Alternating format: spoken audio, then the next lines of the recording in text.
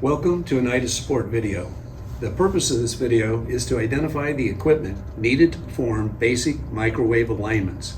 The most basic alignment verifies the microwave system is operating at a 10.5 megahertz carrier frequency while being modulated by a 1 kHz information signal. The second alignment uses a 4-channel time division multiplexing circuit transmitted on a 10.5 megahertz microwave carrier signal. In preparation for the training session, be sure that you have assembled the following equipment. You will need 2 NIDA 130E test consoles, 1 set of microwave horns, 1 function generator, 1 multimeter, and 1 oscilloscope that can be either analog or digital, or you can have both.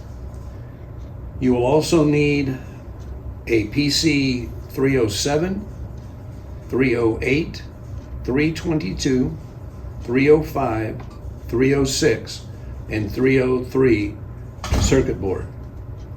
In addition to the circuit cards, you should have a small screwdriver, plastic is preferred, and 2 alligator to alligator jumper cables.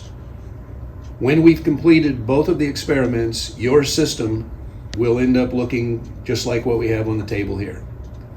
Good luck, and we'll be talking to you in a couple of weeks.